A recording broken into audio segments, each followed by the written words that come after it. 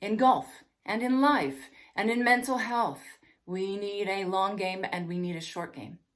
In mental health, the long game is having goals, having a plan, and knowing yourself and having a strong enough connection to yourself to be able to manage those lows and reach those highs in life. But today, in this short video, we're going to talk about the short game, because sometimes you just need to be able to sink that 2-foot putt. In mental health, a short game is being able to calm yourself very quickly. Often, life catches us off guard, and we need to be able to take our nervous system down to a calm place really quickly. I'm going to give you my top 10. They're not all going to fit for you, so pick the ones that work for you, but do try lots of them. They're not all going to be appropriate all the time. When you're sitting in your boss's office, you won't be able to do this. But have fun.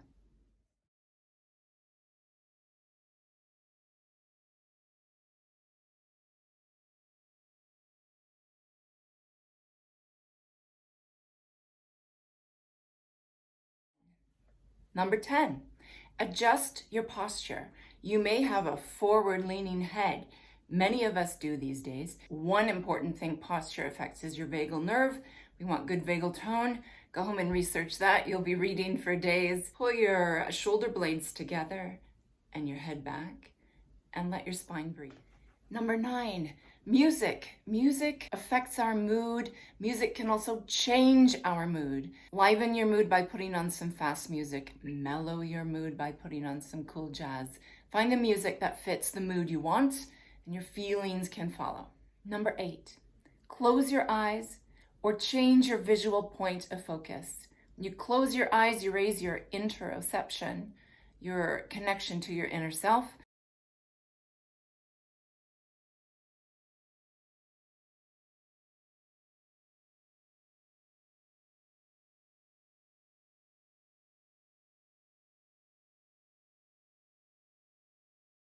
Changing your visual focus changes the information that's coming into your brain. And very often it's something that we're seeing that is causing our nervous system to be over-aroused in the first place.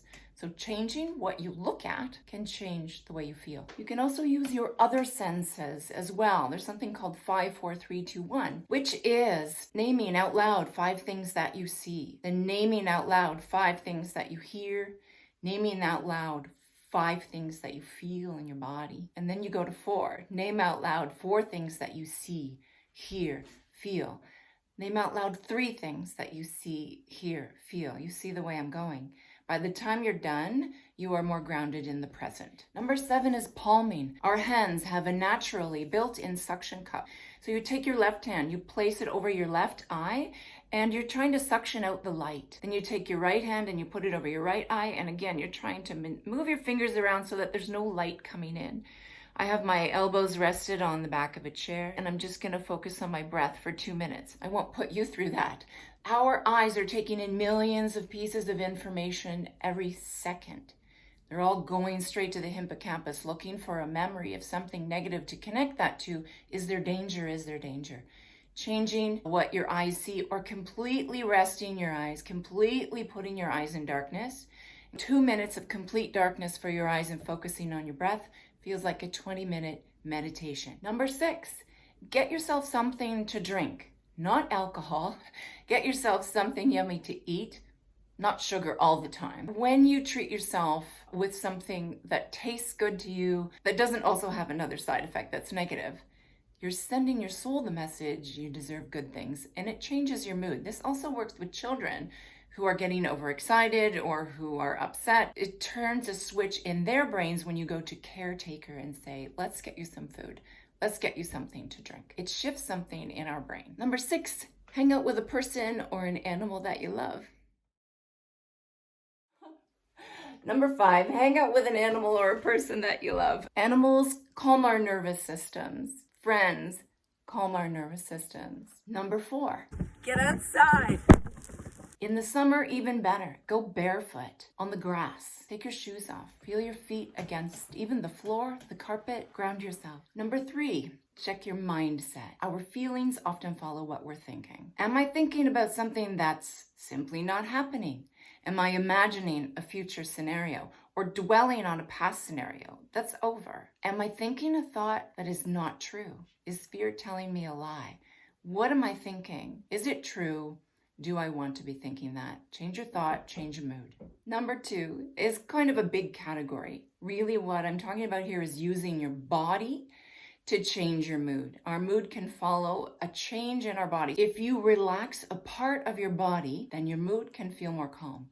If you warm your hands, if you let your jaw relax, we carry so much tension in this jaw. Let your shoulders relax. Let your hands be soft. Massage your hands.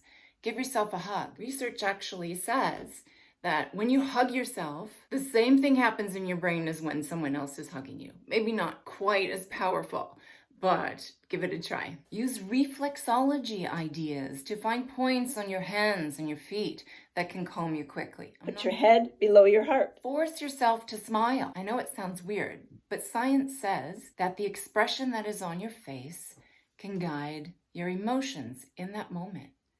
Calm your face, force yourself to smile. You can feel differently. And can you guess what number 1 is? Number 1 is a little bit of cheating, is kind of connected to number 2. It's about your body. It's about your breath. Our breath is automatic. We don't have to think about breathing. Our body just takes care of that. But as well, you can change your breath to raise excitement. You can change your breath to calm you. Most of the time, most of us are breathing from up here, the top part of our lungs. But when we bring our breath down to our diaphragm, when we engage our diaphragm as we're inhaling and pull that breath right into the bottom half of our lungs, extend that belly. And when the breath is down in the bottom of your lungs, you're using more of that parasympathetic nervous system, the part of your nervous system that automatically calms you. So it's like you're sending a message to your nervous system. It's okay. We got this. One of the problems with being able to utilize any of these techniques for calming ourselves quickly is that life catches us off guard. Something happens, a child screams in the next room, or your partner gives you a look and you just have a reaction. Our nervous system is reacting so quickly that we don't have time to think about our response. This is why breath is number 1 on my list, because training yourself to just take one deep breath takes you past that moment of impulse to make a snarky comment back, or to yell, or to freeze, or to run, whatever your nervous system instinctively wants to do. Taking one deep breath, long deep breath.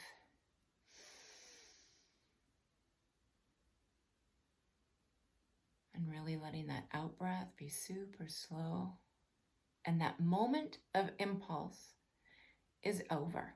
And you can respond the way that you want to respond. By teaching you quick and dirty ways to calm yourself, I really don't want to come across as dismissing the very real pain that we have in our lives. I want to help you with that too, and I hope I do. The next video is going to be about that long game and the bigger, deeper tools that we need. I do hope that this video helps you to manage those little moments when life catches us off guard, and we want to be responding in a way that's consistent with our goals and who we want to be. I practice coherence breath, and coherence breathing is something that helps heart rate variability. So is the theory. I'm showing you from a lying down position just to show you what happens to my belly when I'm doing coherence breath, but I usually do this in a seated position. I'll do it for 20 minutes. Not now. I'm just going to show you a couple of breaths. Basically, it's 4 seconds in, 6 seconds out. You're going to start by pulling the breath down into your lower part of your lungs, using your diaphragm, push the belly out. And then you're going to send the breath through your heart, and then you're going to let it all out. So I'll show you one.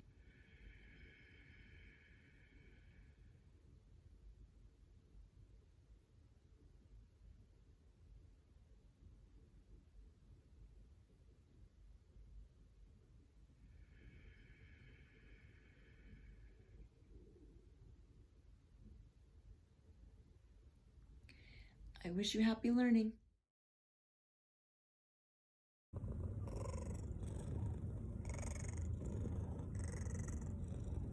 Cliffy. 10, 9, 8, 7, 6. Give me Cliffy. 5. That was 10, 9, 8, 7, 6. That was number 4. Number 3. What's number 3?